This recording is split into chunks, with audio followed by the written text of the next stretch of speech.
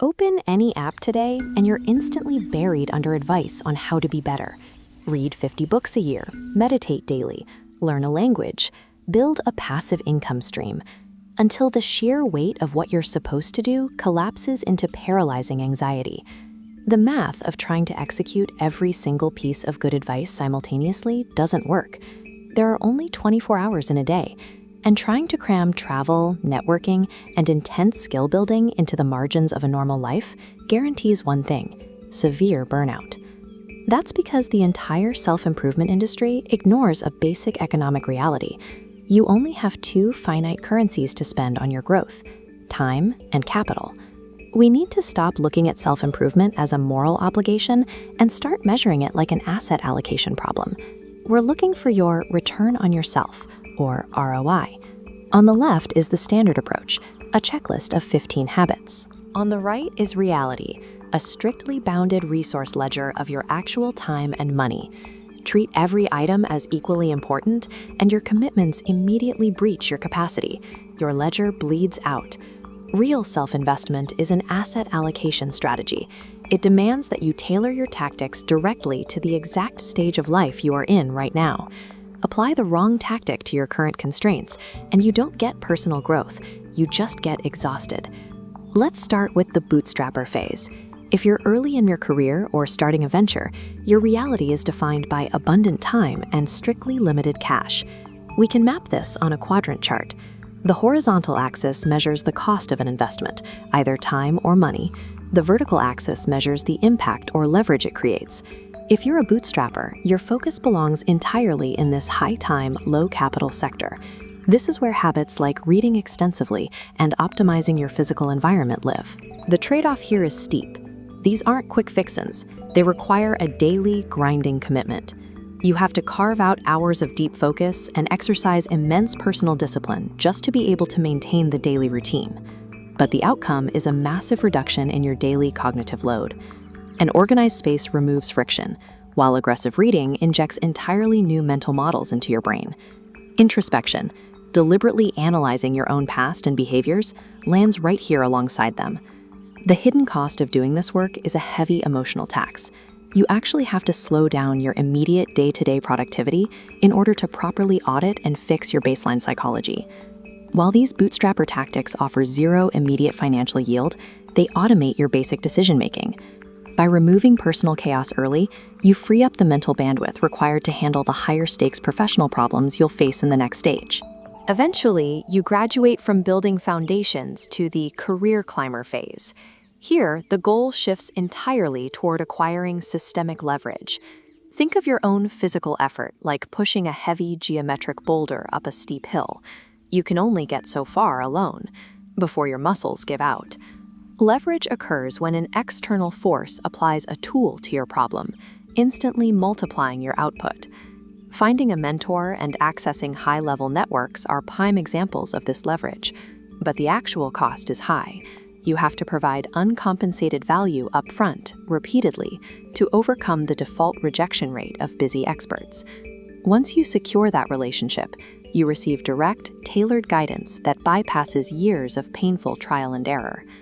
Looking back at our chart, mentorship and networking plot firmly in the center, demanding a moderate mix of time and capital. Adding the skills of selling and teaching creates a steep upward trajectory, scaling output beyond your own physical presence. But teaching carries a harsh trade-off. It forces you to organize your thoughts into permanent mastery, what some call a wisdom palace. But every hour spent teaching someone else is an hour you are not executing your own work. Tactics at the career climber stage are inherently uncomfortable and carry a real risk of failure. Yet they are the only real mechanism available to multiply the raw, foundational skills you built during your bootstrapper years. If those leverage tactics succeed, you arrive at the final phase, the time-poor optimizer. Your reality flips. You now have high capital availability, but your personal time is severely constrained. The primary trap here is psychological. Many successful people stubbornly refuse to spend hard-earned money to solve their problems, trapping themselves in endless cycles of micromanagement. Let's finalize the chart. Premium equipment and passive income plot into the extreme top right quadrant. These require significant capital, but they provide the highest level of decoupling between your time and your income. Upgrading to premium tools acts as an immediate multiplier. Throwing money at a hardware issue instantly elevates your work quality and execution speed, allowing you to move on to higher value tasks.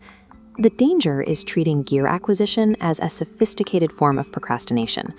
Buying better tools only matters if they actually increase your production, not just your comfort. And then there's the goal of a separate income stream. Think of it like a heavy metal flywheel. It starts from a standstill, demanding a tremendous amount of initial force just to move an inch. The reality of separate income is that it requires a massive, uncompensated upfront push, often with a high probability of initial failure. It only breaks the link between your hours and your earnings after you have paid the full toll of setup and risk. At the optimizer stage, capital is no longer the ultimate goal.